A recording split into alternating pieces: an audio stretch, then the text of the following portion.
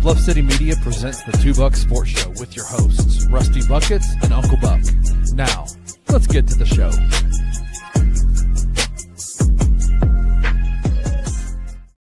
What is up, everybody? Welcome to your Wednesday edition of the Two Buck Sports Show. I am your co-host, Rusty Buckets, coming to you live on Bluff City Media's YouTube page, 11 a.m. Central, Monday through Friday. And I got my guy, as always, Uncle, well, as most of the time, Uncle Buck, a.k.a. Drew Gann, hop on the mic with me today, sir. How the heck are you, man? I'm just lovely. Busy morning here in North Mississippi, trying to keep all the lights on. But I'm here. It's lunchtime. The day doesn't start until lunch, I think, though a wise man once said. The day doesn't even start till lunch. Yeah. So we're here starting the day off right. Yeah, so kind of my schedule with this new job, that makes sense because I get up in the morning, I do some prep work, I'm on the daily grind, or I go to the gym, and then I spend the morning kind of prepping, figuring out what offices I'm going to call on, getting ready for our show, and then as soon as our show is over, I leave and I'm going all afternoon until probably 5:30, just knocking on doors. Like yesterday, I went by 18 different businesses. I went to one complex, parked my truck, and just walked through every business in the complex and spent out about 3-4 hours out yesterday. And so afternoons are definitely way busier for me out knocking on doors for sure. Yeah. And if you notice anything new about the show today, we've gotten plenty of complaints that you can't hear us well. And for some reason, none of you people in the comments decided to say anything. So we decided last night about 9 o'clock to get in here and figure out what the heck the problem is. So just want to say thanks, but no thanks to you, Jared. Every day you're in here talking about your Razorbacks, but not one time said, "Hey, Uncle Buck, I ain't hearing you right." Yeah, that's it. And Zach, talking about going to the gym. Look, not all of us are built like The Rock, like you are, sir. So some of us actually have to go and do some stuff at the gym. I've never seen a rock that was long and skinny. I'm built like a rock. I'm talking about the Rock, but I'm going to leave that alone. Anyway, with Zach being here, before we get too deep off in it, guys, this weekend, we've got the College Football Saturday show back this Saturday, 5:30 p.m. I know the Cooper Young Fest is going on. It's going to be warm, but this is going to be the hottest spot in Memphis Saturday night. They're going to have the Clemson-Georgia Tech game on at 11. They're going to have Georgia at Tennessee, the biggest SEC game we've had so far. And then A&M and Notre Dame on the big screen at 6:30. Reminder, they've got TVs throughout the brewery. So those are going to be on the projector on the big screen. But if you want your game on a TV, get there early, set up, get a spot, and you can watch your game on the TV. But I'm going to be there. Drew is likely going to be there Saturday afternoon, along with Gabe Kuhn, former Memphis Tiger. We're all going to be there on the mics, chopping it up, recapping the day, previewing the late games. Drew, I couldn't be more excited for Saturday. I tell you what, I was excited about it and was going to try my hardest to be there, but I don't see the Jared Davidson Bowl listed on this schedule here. Ole Miss and Arkansas face off. We, had the opportunity to meet each other and fist fight it out over this game, but it doesn't even look like it's going to be on TV. So I guess I'll just stay home. But again, you can get there early and get it on ATV. It just won't be on the big screen. I'm telling you, we're actually playing if this is the Bluff City Media, Bluff City Media is involved in this, Ole Miss will be on a big screen, okay? Chance to go 2-0 in the SEC. Currently, the first-place team in the SEC, Ole Miss Rebels, is not even going to get a feature spot at the Grind City Brewing Company College Football Saturdays. Listen, Zach, I'm so sorry. I'm trying to hype up this party, and I didn't realize that I was with Captain Negative here, who's just going to boo-boo on literally everything we try and do. This is positive. Ole Miss, 1-0, baby. First in the SEC. Anyway, the SEC, the games will be on the big screen. Come and get your game on a side TV if you want it on there. Get there early. Get your spot secured so you can watch it.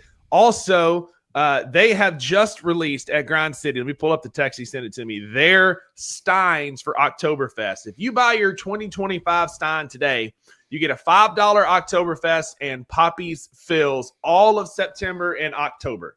Throughout the month, you pay $20 and your first pour in it is free. It's a cool little Stein. I'll get it pulled up during the break. I've got a lot of stuff in the show docket down here. I'll get this uploaded so y'all can see it. But again, you can get your 2025 Grind City Oktoberfest Stein today. When you get it, you can get $5 Oktoberfest and Poppy's Fills at Grind City Brewing all of September and October. $20, and your first pour is free. It's a heck of a deal to get some great quality beer from a great quality brewery right here in Memphis. Hey, you said it, brother. Brother. R.I.P. Yeah, R.I.P. On the other side of the break, we are talking college football. We'll take a look at the Steins, and we'll deep we're not dive. going to do real and counterfeit? Oh, yeah, I forgot. We got real and counterfeit. Jeez. Man, wow. Do I need to run this show? You've done thrown me all off by being all negative and boo-booing on everything I'm trying to put up. I'm not boo-booing. Hey, you go to a college football watch party and what your team isn't watched.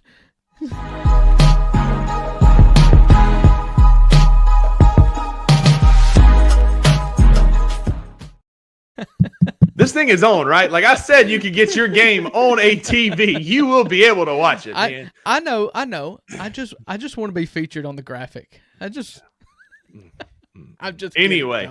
Kidding, everybody knows I'm kidding, but Rusty. Yeah, it is Wednesday, and we've got our real versus counterfeit that drops every single Wednesday. I almost forgot it today, but every single Wednesday. And this one is a little bit different. This week's real versus counterfeit is more of a real or counterfeit. It's a true or false about fall, because I got warmed up to the idea of having 2 false falls already. I'm ready for the Burr months to come along. I'm ready for it to be cold. I'm ready for bonfires and dark beers and all the things that come with fall. So I'm trying to will it into existence with 7 true or false questions for my co-host here today. Okay. I'm glad you told me there was 7, so I know to keep my responses short. Mm-hmm. I got 7. We're going to keep it short-winded, and then we're going to dive into some football talk. But Starbucks, first and foremost, number 1, Starbucks released the PSL Pumpkin Spice Latte in 2003, and it now grosses over $500 million a year. Is that a real or counterfeit statement? I tell you what, if it's counterfeit, it's because there's more. It's more. I'll say $500 million. That's a lot of pumpkin spice latte. There's a lot of, 25-year-old white women out there. I'm gonna say real. Yeah, absolutely, it is real. $500 million a year is what they gross in PSL sales. Friggin' wild. Waste of money. Yeah, absolutely. I've never had anything pumpkin flavored that I liked. So I do like pumpkin beer. Pumpkin flavored beer is pretty good, but I don't like PSLs. I like pumpkin pie. I like I like pumpkin bread, like some of those type things, but I don't like it like the only drink I like, and I only like a couple of them. Like I'll have maybe 2 or 3 pumpkin beers in the fall, and then I'm done. I can't have more than that. Pass. All right. Number 2. 70% of all U.S. apples are grown in Washington State. In Washington State? Mm-hmm. The state of Washington. I'm going to say that's real. And I'm going to say that's real because of only one reason, because I have no knowledge of this at all. But the annual rivalry game between Washington and Washington State is called the Apple Cup. Attaboy. Look at you using context clues, because that was going to be my thing. The Apple Cup is played between Wazoo and Washington every year in the state of Washington. Therefore, it is the Apple State. 70% of the U.S. apples come from Washington State. I don't even know what state I would have guessed if it wasn't Washington. Like New York kind of comes to mind. I think they grow a lot of apples up there. Well, I mean, where was Johnny Appleseed from? That's a great question. I don't know. Chat, help us out. Yeah. All right, number 3. Before pumpkins. Also, Apple, the company, is from Washington. Well, yeah, but it's in California now. But yeah. Anyway. Shout out Granny Smith throwing down. What's your favorite apple, Drew? Good apple. Granny Smith. Yep. Granny Smith, yeah. I like Granny Smith. I like Cosmic Crisp are my top 2. The Granny Smiths are big as a grapefruit. It's I like when they're tart. Put a nice scoop of peanut butter on it. Mm-hmm. When they're so tart, your cheek hurts right here. Like that's when you got a good Granny apple for sure. Yep. For sure. I don't like Red Delicious. I like Cosmic Crisp because they're still a little bit sweeter, but Red Delicious are just I don't like those. That's applesauce. Yeah, exactly. Hard applesauce. It's applesauce before it's good. Yeah, right. All right. Before pumpkins, jack-o'-lanterns were originally carved on turnips. Real or counterfeit? Counterfeit. That one is real. They used turnips before pumpkins became popular in the 1950s. I don't even know what a turnip looks like. Well, it's like a little white, like little pod. It looks like a big onion. It's like purple and white, but it's really hard. And then you got obviously the greens that grow above it. That grows underground. Nah, And then the leaves grow up. that's stupid. All right, number 4. Jack-o'-lanterns are also stupid, though. I love carving pumpkins, bro. We've done it. No. We've carved pumpkins together, man. It's fun. No, we haven't. We did a long time ago. It must have been a long time ago. Yeah, it was a lot like 2016. I've never carved a small group. pumpkin and finished and thought, like, that was worth my time and effort. Yeah, we did it in our small group in 2016, like way back in the day. Yeah. All right. Speaking of pumpkins, number 4, Tennessee is the pumpkin capital of the United States. Real or counterfeit? Well, at some point, you're going to put a zonk in here, I would think. So, I don't know. So, I'm going to go counterfeit. Perfect. It is the great state of Illinois. 40% of U.S. pumpkins are grown in Illinois. I didn't know that either. All right, here's you another one. Number 5, we're almost done. 1966 was the first colorized television football game between USC and Cal in 1966. Well, there's a lot of ways that you can go counterfeit on this. It could be a different year. It could be a different game. Maybe just one of the teams is different. 66 sounds right for a color TV. My dad was born in 1966. He, to my knowledge, has never watched anything on a black and white TV. He certainly never talked about it. Yeah. So I'm going to say real. So close. 1966 is correct. Color television is correct, but the game was Army and Navy in 1966. I thought maybe you'd like could kind of make that connection with those being the powerhouses back then, but I tripped you up. USC Cal because it was in California. There we go. No, that was stupid. Stupid question. I don't think so. Nobody. All right. I mean, if we're being honest, the most patriotic way to watch Army Navy even today would be in black and white. You know, like one of the war footage. One of the big pushes for a color television was because viewers wanted to see the team's uniforms in their colors. They wanted to see the colors, the reds, the orange, the black, the greens of the team's uniforms, and that was a big push for color television. Yeah. Hey, well, there you go. Zach, fun fact, his great-grandpa played in the first ever televised college football game. Ball runs deep around here in that family. It's pretty cool. All right, 2 more. The Halloween Who did your grandpa play for? Yeah, let us know, Zach, who did he play for? Callaghan. Who'd your granddaddy play for? While he's typing that up, number 6, every year, Sleepy Hollow, New York, transforms itself to the Halloween capital of the world. Real or counterfeit? Real. Yeah. Waynesburg College? Yeah, that was a local broadcast. Yeah, that was local to the great state of Virginia, or that feels like a Virginia town name, or maybe Ohio. But that is definitely it's over there by Lynchburg and Williamsport, and it's somewhere in the middle. Exactly. So real, Sleepy Hollow, New York is the Halloween capital of the United States. And finally, the largest pumpkin ever grown was 1,000 pounds. Real or counterfeit? I'm going to say 1,000-pound pumpkin. How big is a 1,000-pound pumpkin? Because, I mean, I would imagine that the pumpkins that you get around here that you carve faces and stuff into is a good, what do you say, 5-7-pound pumpkin? Probably, yeah. Probably. That's a big pumpkin if it's 1,000 pounds. Mm-hmm. But, you know, there are people that just strive to make the biggest of everything. You know, biggest pancake, you know, biggest whatever. I imagine that you can make a pumpkin 1,000 pounds. Real. It's actually counterfeit. The biggest was 2,700 pounds. Over a ton of pumpkin. Like that's a big pumpkin. That's a big pumpkin. That's a big old pumpkin. How do you get inside that pumpkin to get all the seeds out?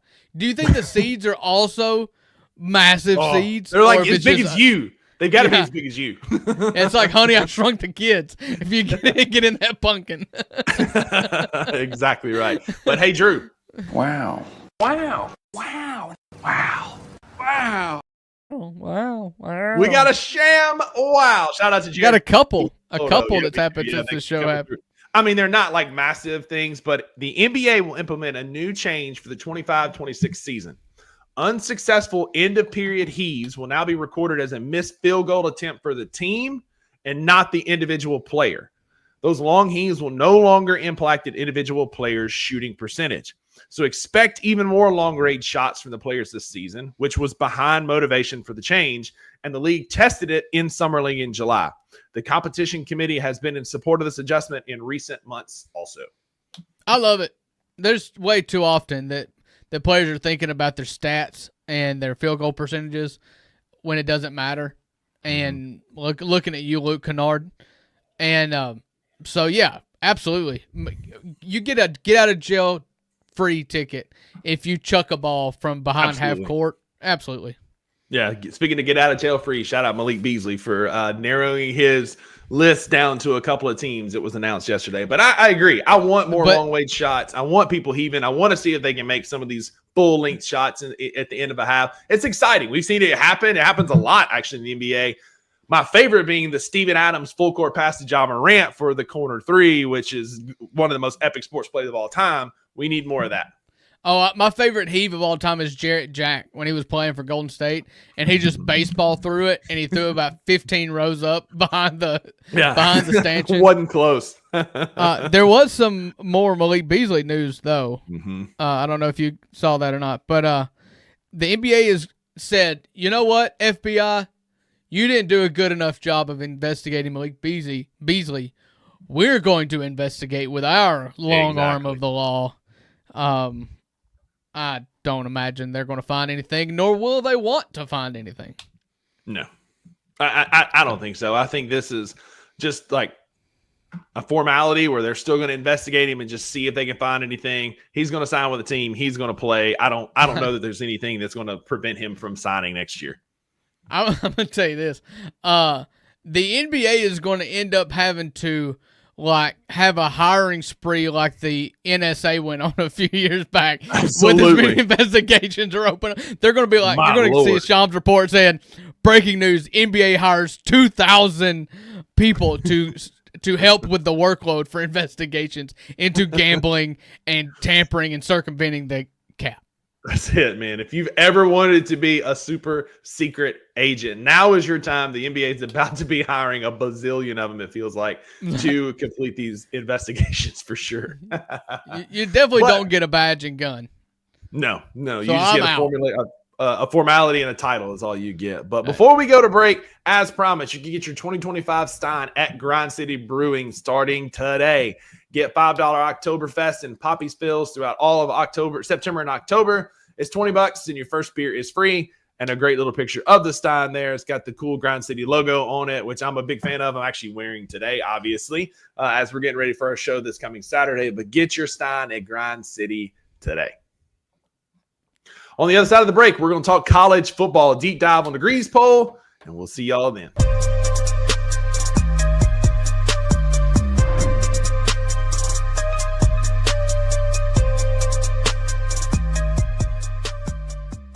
Hey, I got to tip my hat to the man, bro. Get the man his flowers, bro. You got to get the man his flowers. A lot of people hate on Dwight Howard. The man that man had a crazy run in the league, man. You talking about 8-time All-Star. The man averaged every year his rebounding numbers were crazy. He didn't have a single season outside of when his game just started depleting, when he went to, Washington and all this type of shit, where he only averaged nine rebounds a game. 3-time Defensive Player of the Year, 8-time All-Star, like I said, NBA champion. Shout out to Dwight Howard, man, for real. I really do feel like, and maybe this is just because it's recency bias, but I do wonder, are we diluting down the Hall of Fame at this point? I definitely understand LeBron. I definitely understand Carmelo. I'm kind of like about Dwight Howard in the Hall of Fame. I can't get with you on that. The Hall of Fame is greatest players of all time, but it's also the greatest players from a given era. That makes sense. You have to recognize who the best players were in the era that just passed. Tune in to the Anthony Sain Show Monday through Fridays at 1 p.m. live on the Bluff City Media YouTube channel. South Florida debuting on this list, number 18.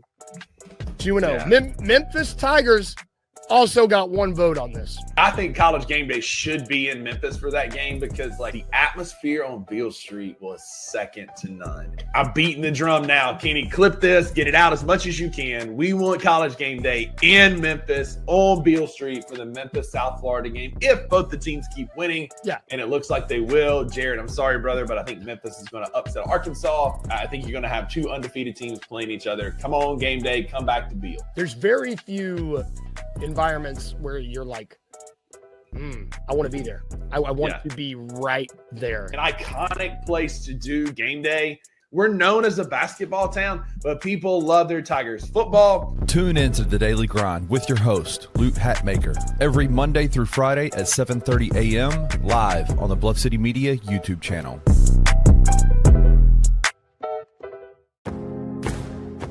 Looking for an alternative to alcohol or conventional medicine? Check out Ounce of Hope, a Memphis-based dispensary with 2 local stores in the Sanderland Center and on South Cooper Street. You can get all the products you need in a location convenient to you. Each store offers an intentional shopping experience with dedicated bud tenders to answer all of your questions, from product selection and mushroom blends to our personal favorite, the Delta 9 seltzers. You gotta try the Peach Buzz. Try Ounce of Hope at either one of their 2 Memphis stores or at www.ounceofhope.com for convenient products shipped right to your door. Use the promo code BluffCity for 15% off any order, excluding sale items. Cannot be used in conjunction with other promotions or discounts. One use per customer.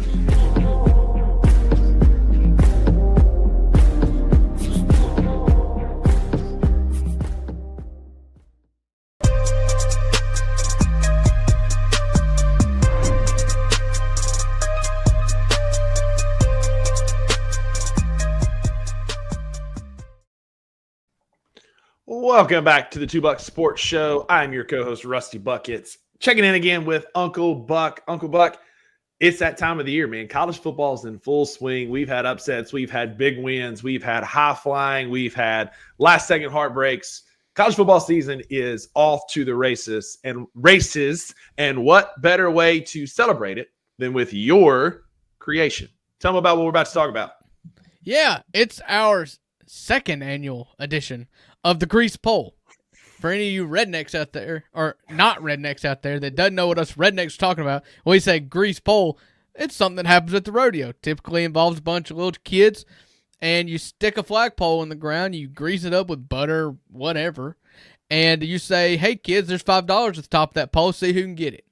And just absolute chaos ensues. Chaos that can only be compared to a college football season, where everybody's trying to get up to the top of this grease pole, but there's lots of grease on it, and it's very hard, and there's other people fighting. And if you get to the top, good luck, because there's somebody always at your ankles. And so I feel like it's a great analogy.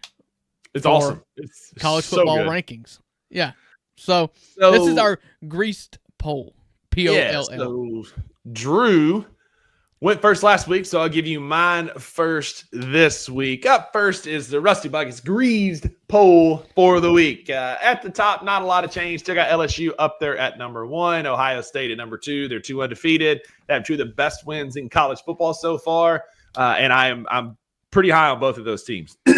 Miami coming in at number 3. I moved them up a little bit. That win over Notre Dame was impressive. I think that they are going to be a force in a weak ACC this year, particularly with Clemson looking so bad and making me look bad for picking them 2 weeks in a row. I'm done with Clemson. Last year, y'all know we had the Dunzo list with Drew. I don't know if we're going to bring that back, but if we do, Clemson is at the top of my Dunzo list. Obligatory 4 and 5, Penn State and Georgia. They haven't played anybody yet, really, so they just, they're obligatory. They're there. We'll find out this weekend as the Dogs play Tennessee. I believe it's at Tennessee. I think that's what the graphics showed. At Tennessee. We'll find out this weekend what those 2 teams are made of. Clogging at number 6, undefeated. Big win over Duke this past Saturday. The Fighting Illini at number 6. Texas, my only team with a loss on here, at number 7. South Carolina holding strong at number 8 as they're still undefeated. My Dogs got a big upset this weekend over number 12 Arizona State. So that moves them up in the poll. You can't tell me nothing. Hail freaking State. I'm going to have them here while I can, Drew. I understand the what's coming, but I'm going to have them in my poll while I can. And then between you and John Mateer and that Oklahoma defense, I'm hopping on the hype train. I think Oklahoma is going to be a really good team, not only in the SEC, but on a national scale this year after they punked Michigan in Norman, Oklahoma this past weekend. They clocked in at number 13 in the AP poll this week, but I got them at number 10 in my greased poll. Hey, I don't mind. I don't mind that grease poll at all. Except for one glaring riser in the poll. But, my beef isn't that Mississippi State raises in the rankings. It's the fact that they were number 10 last year. So, it just doesn't make a lot of sense. But, hey, enjoy it. It's your poll. I didn't rank on this year because I'm honest this week. I'm honest. They moved up. They got an upset win over a top 12 team. They move up in my greased poll. Hey, they are your greased poll. But just like the word poll in this spelling, your list also has 2 L's. So. All right, put mine on the screen here. Not a ton of changes for Uncle Buck today. Ohio State, LSU, Georgia, Texas, I left them all the same. Listen, Texas looked good again. I still buy them as a team in general. Just in theory, they had a big win over ULM and a close loss on the road at Ohio State. I'm not freaking out like everybody else is. I did move Oregon up a good bit, moved them up over Penn State after their huge 69-3 win over a Power 4 conference team. A Power Conference team that was dead upon arrival, as I laid out yesterday. So losing 9 of their last 10 games, and their only win being against UT Martin, Jared. Shout out. So moved Oklahoma up to 7.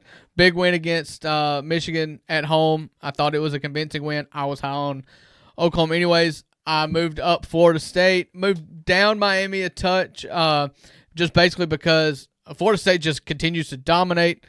Oklahoma had a big win, so I did jump them over Miami, who had a good upset. But, and then I should say here too, the team that I moved out was Clemson. Like you said, the Dunzo list. I don't know if it'll make a comeback or not, but Clemson's Dunzo to me. They should have lost that game against. Who was that? That Clemson. Troy. They struggled with Troy. Yeah. Yeah, and not like the good Troy with the Trojans, pass. but like the ones from South Alabama. Okay. Yeah, who used to be good at football, but not quite the same football team they once were. Yeah. So, but I moved in South Florida, the only team in college football with 2 ranked wins. They beat a top 25 Boise State team in week 1, and then they went into Gainesville, Florida, and knocked off a preseason top 15 ranked Florida team. Fraudulent Florida team. But because they insist on ranking these teams so early, it makes it super impressive for South Florida. They've got the best resume in football. I could not put them at the top 10. If this was week 9 or 10 when we have a vast frame of reference, then, maybe not. But we're talking after 2 weeks in which any Power 5 team has at least one cupcake that they've won or lost to. South Florida has beaten 2 ranked teams. They had to be on it. And they beat one of them like a drum in Boise State. Ashton Genty did not walk through that door to save them, and South Florida hung a bunch on them. But some updated odds from FanDuel this weekend based on our Grease poll. We talked about Clemson. I told y'all yesterday. I told y'all at the beginning of the year before the season even started. They play at Georgia Tech. In Atlanta. They're a 3.5-point road favorite, which basically means it's a pick 'em, as the number 12 team in the AP poll is in a pick 'em with Georgia Tech. I'm taking Haynes King. We'll talk more about picking against the spread on Friday, but that's one that I am taking Georgia Tech in. Alabama opens as a 20.5-point home favorite over Wisconsin. Michigan, mentioned earlier, 27.5-point favorite at home over Central Michigan. We talked about Georgia and Tennessee. Drew, Georgia opens as a 4.5-point road favorite in Neyland Stadium. Over-under set at 49.5. Not necessarily expecting a ton of fireworks, but more of a defensive game in Neyland. We'll pick against the spread on Friday. But what's your gut reaction, initial reaction to Georgia, Tennessee? Okay, so I did some research on this game actually yesterday. Kids went to bed early. Haley fell asleep. I just had some time. I was listening to some podcasts and saw this note here. So actually opening line for this game was 6.5. From the moment they posted it, from what I saw was 6.5 on FanDuel. That got bet all the way down to 3.5 almost immediately, and now it seems like it's crept back up today, which is interesting, to 4.5 for Georgia. I'm going to read you the last 5 outcomes for Georgia and Tennessee. Okay. All right. 2020, Georgia wins. Georgia's won 8 in a row. We'll just get that out of there. So this isn't a mystery as to won or not. 2020, 44-21. 2021, 41-17. Then 27-13, 38-10, and 31-17. Manhandles. All of them. Yeah, all of them. Multiple Not score close. lead.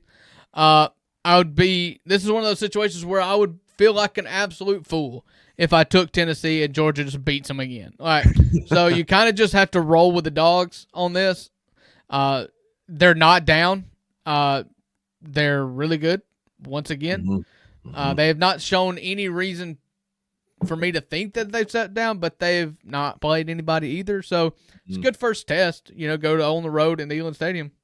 Yeah, for sure. And speaking of tests, we're going to find out as your number 9 and 10 ranked teams in your greased poll play this Saturday, 3:15.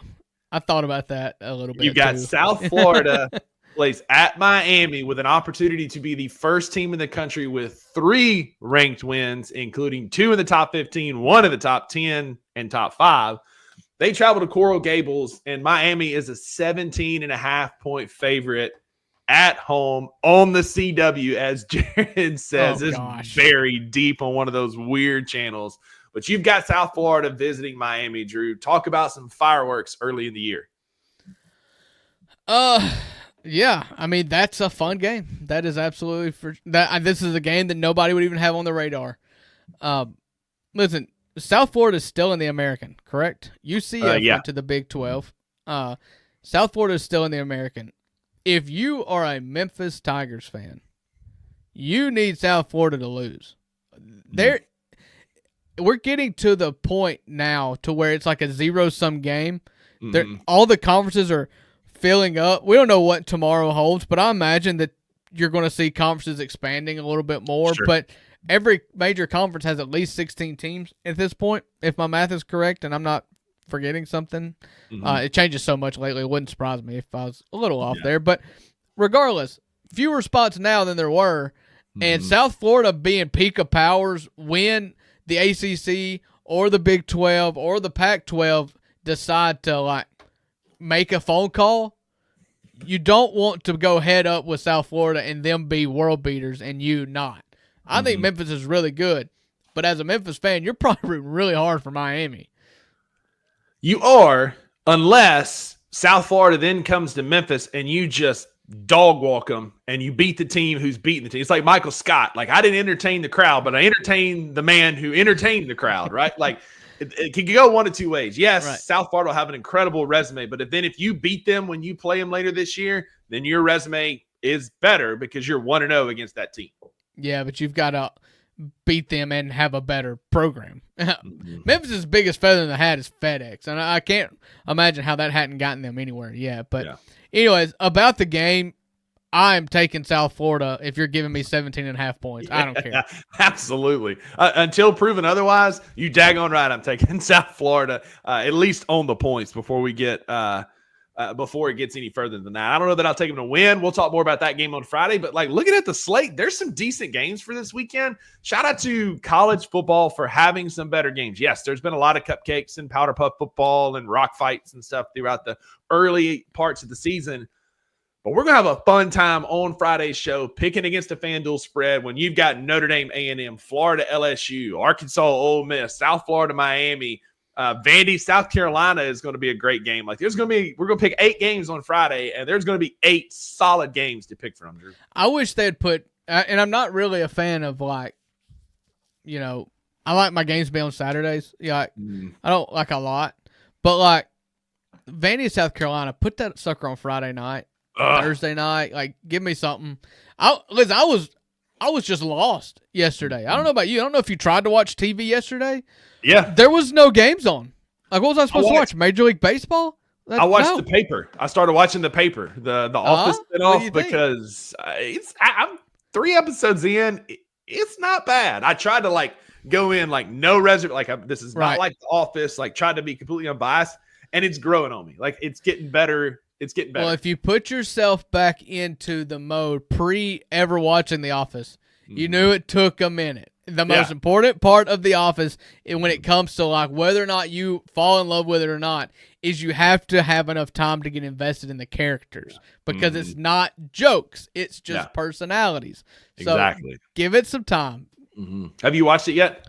No, I Yeah, haven't. I'm 3 episodes in, and it's already like there's a couple of characters that are already starting to get very endearing. There is one Office character from the original show that's in it. I saw the commercial. I saw Oscar was in the promotional stuff. Right. So. But it's so I was watching the paper instead of college football yesterday. So but yeah, like I'm ready for Maction to come back, like Mac After Dark, like those Tuesday and Wednesday night games where it's just like two Mac teams just beating the crap out of each other, like quality TV. Jared, have you ever watched Dexter before? Reply back real quickly. Rusty, have you ever watched Dexter? I've never watched Dexter. No, I want to, but I never have. Okay, I'm gonna wait to see what Jared says. I'm just gonna say, like, Dexter's great. Dexter's a really good show. It is arguably, I wouldn't even say arguably, the most controversial ending of any TV show that's ever happened. Other than I've heard that. Well, I won't watch it again. I'll put it to you that way. Well, I want to watch it because it's coming back. Like Dexter's making an appearance. Like it's coming back. There's a new like reboot of it that's coming, and so I do want to watch it before I watch that. Yeah, but I do want to watch it. But we've got college football coming. We are going to preview Arkansas and Ole Miss. Simmer down. It's just Wednesday. We've got a lot of content coming for y'all coming up. We're going to preview that game. I'll give you a teaser, and you're not going to like it. Well, you're not going to like one of the hosts take, Jared. Rebs on top. The other one. Woo pig. So we'll see. We'll talk about that later in the week. But guys, this is our show. I know it's college football season. I know we're a basketball network. But y'all are on our show, and we talk about what we like, dadgummit. And our favorite thing made a huge announcement yesterday.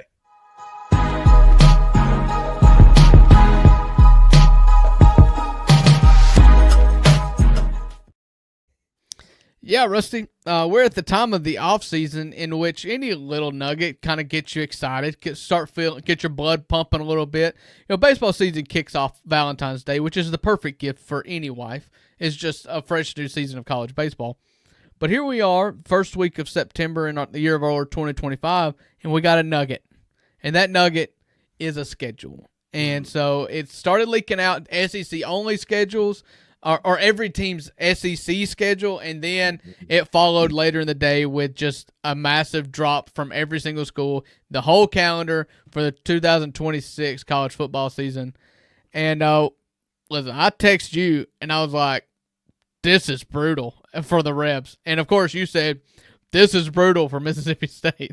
So. Because both of those things are true. We'll start there, and then we'll talk about some of those other little peon schools in the conference, Jared. Don't worry. We'll get non-champions. The non-champions. We'll start with Mississippi State, and you want to talk about the definition of a gauntlet. Brian O'Connor's first year at the helm at Mississippi State.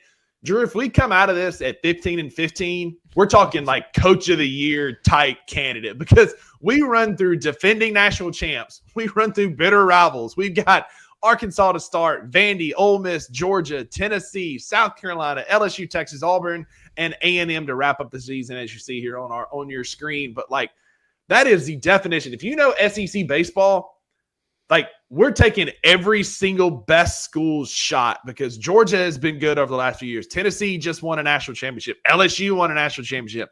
Vandy's not that far removed from it. Like, if you just want to go back, so reigning national champions, College World Series champions, LSU. Before that, Tennessee. Before that, LSU. Before that, Ole Miss. Before that, Mississippi State. You can't play yourself. Before that, Vanderbilt. Every one of them was on your schedule. Hey, Drew, there was one team that's at the top of this list that you didn't mention that's won a national championship, right? I mean, Dave Van Horn may have had some favors paid to him this year. Huh. Yeah, we'll get to that here in a minute. But if you know SEC ball, you know this is a brutal run to the end of the year. Before we even get to freaking Hoover, where it gets worse, only to be like on par with the Ole Miss Rebels, whose schedule is almost, if not just as brutal as ours. Yeah, I mean, you start at Austin, Texas, which is fun, but don't love it. Yeah. Kentucky, Mississippi State, Florida, LSU, Tennessee, Georgia. Again, who won the national championship last year? LSU. Before that, Tennessee. Before Who that, did LSU play last Before year? that, Who did LSU play last year for the national championship? Florida. Right? Yeah, and Florida's right yeah. there. No, Florida's right there. And then Mississippi State. And then Ole Miss. Like, again, out of the last 6 College World Series champions, Ole Miss and Mississippi State has only not playing one of them, and it's because they are them. That's exactly right. It's just a brutal schedule. Ole Miss is going at Florida. They're going to Knoxville. They're going to Fayetteville. It's just a brutal schedule. Absolutely. Brutal. And Zach in the comments talking about May 8th through 10th. Brother, I am in. Are you kidding me? It was Coastal Carolina that LSU played last year. Shout out Jared. But it was Florida was just recently with the Jack Caglione team, and I think that was 2 years ago. That was 2 years ago. That's right. Anyway, road trip to Starkville. You ain't got to twist my arm to go watch Mississippi State play baseball at Duder Noble. I'm in. Bring your own lunches though, because there's nowhere to eat. Yeah, according to some who got their butt kicked back to Tempe. But anyway, State and Ole Miss got the worst of the draw. Couple schools of relevancy here. We've got Tennessee, a recent national champ. Not a bad SEC slate. You get Missouri, you get Alabama, you get Kentucky, That's Oklahoma. But you still got to play State, Tennessee, or State, Texas, LSU, Vanderbilt. Again, Georgia's a program on the rise. You got Ole Miss. Not a hard schedule by what we've seen so far. There's no LSU on that list. Oh, that's Auburn, I guess. Is that? Yeah. I guess it is Auburn's baseball logo. Yeah, thank you. But still, not terrible, brutal about what we've seen so far, but it's still better than what's coming. I'm sorry. I guess that is LSU. I was looking for the LSU kind of script thing. So, not a bad schedule. No. I would trade with Tennessee right now. Yeah, put it to you that way. 100%. Yeah. And this is the team I would love to trade with because you look at, it is LSU. Thank you. Shout out Zach, Auburn grad. Thank you. This is the team I would absolutely want to trade with because they posted a graphic with their whole schedule and Arkansas avoids all of the recent national champs. They don't have to play anybody of relevancy. Truly, they avoid LSU, Texas, Tennessee, Vanderbilt, A&M. You talk about they play State, they play Florida, they play Ole Miss. Mm-hmm. Georgia again is a program on the rise. But that's it. You know what's confusing to me, and it just dawned on me. And I wish I may ask ChatGPT just a second. SEC baseball, you have permanent opponents. You have 2 permanent opponents.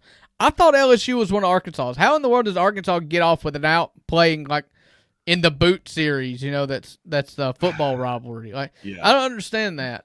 Arkansas, listen, this is just a cupcake. And I know I'm going to hear that the SEC is great, and it's true. The SEC is great. It's deep. Alabama's recently made it to College World Series, as has Auburn, as has Georgia. As has I don't Kevin. care. As has Oklahoma, which Ole Miss beat to sleep in the College World Series finals in the year of our Lord 2022. Most beautiful day in the world. It's bright, sunny, about 75-degree day there in Omaha, Nebraska. But I would trade with that so quickly. This is just they're going to go at home. They get State, Florida, and Ole Miss at home. They're going to go 45-15. They're going to go 25-5 in the SEC, and then they're going to lose in the Super Regional again. I would take that. That would make me happy, honestly. Honestly, with this schedule, absolutely. And we know that's what's going to happen because they've been cursed ever since the drop foul ball and Carson Shaddy. That's it. Yeah, that's it. In 2018, is that right? Has it been that long, Drew, that they've been cursed? Yeah. I mean, it was pre-COVID because there was no season in 2020. Right. Because Ole Miss ended that season #1 in the country, but I guess we're not going to be like Auburn and claim that title before COVID ended that season. Before that, I think it was Vanderbilt, right? And then because it was Vanderbilt, y'all won it in 21, we won it in 22. So, yeah, it's been a while.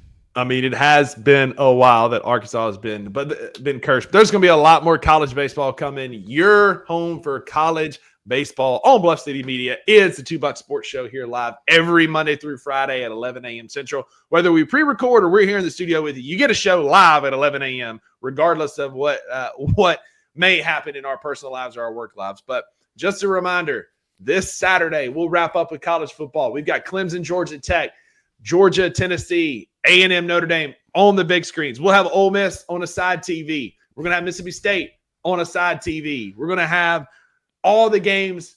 Your home for college football on Saturday is at Grind City Brewing. We'll be live at 5:30 again. You'll have these two knuckleheads. Gabe Kuhn is going to be there. It's going to be an awesome time. It's going to be a good turnout. Y'all come hang out, spend the night with us at Grind City Brewing, watching some epic college football. We've been blessed by the college football guides with good early season games, Drew, and it continues this Saturday at Grind City Brewing. Yeah, listen, a bad day of college football is better than a good day of not having college football. If there's one thing that like conference expansion and playoff expansion's done, it has encouraged some teams to play some better schedules early on. It's a made-for-TV product, and TV companies do not want to watch Alabama versus Louisiana Monroe week 1. So thankfully, we've had really good football, and it's not going to slow down. Buckle up. Hop on board. Yep. Saddle Go up. get your sign today at Grind City Brewing. Again, $20. Your first pour is free. You get $5 fills all throughout September and October. I will be purchasing one this Saturday while I'm there because I love one of my favorite things about fall is Oktoberfest beers. And so I'm super stoked to be able to get that starting at Grind City all throughout September and October. And Drew, before we wrap up today, there is some congratulations in order to somebody near and dear to our heart. I don't know if you saw this, but last night, one Brandon Clark of the Memphis Grizzlies announced his engagement on Instagram. So happy nuptials to Brandon Clark. And I don't obviously don't know her name, but he posted it about 6 minutes ago. He proposed on a boat in some tropical location. She obviously said yes with a massive rock. But shout out Brandon Clark. Congratulations. Listen, you got more kahunas than I do.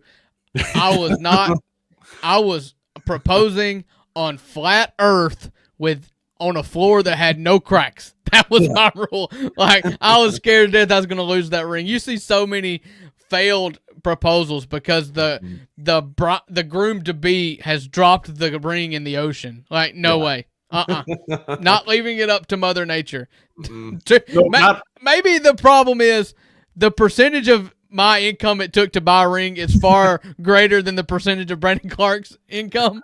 But I got a ring passed down to me or a diamond passed down for me from my mother, and I still took every dollar to pay for the ring. So. Absolutely. So we're not going to do it rocking on a boat. There's your advice today from the $2. I wouldn't have to not have a wife. Like, I wouldn't be able to get engaged if I dropped this ring. That's exactly right. But big congratulations to Brandon Clark of the Memphis Grizzlies. And that's going to do it for your Wednesday edition of the $2 Sports Show. I'm your co-host, Rusty Buckets, with my guy, Drew Gann, here live Monday through Friday, 11 a.m. Central on Bluff City Media's YouTube page. We'll be back tomorrow talking more football, get you ready for the NFL weekend. On Friday, we're going to pick against the spread, so we'll get you updated and ready for college football. And don't forget to come out to Grind City on Saturday for the best spot for college football in all of Memphis. In the meantime, go be a friend to somebody who needs a friend. And Drew, remind the people why there are no refunds for what you heard today. That's right, because with the refund, much like a wedding ring that you drop to the bottom of the ocean, there are no refunds. Sure.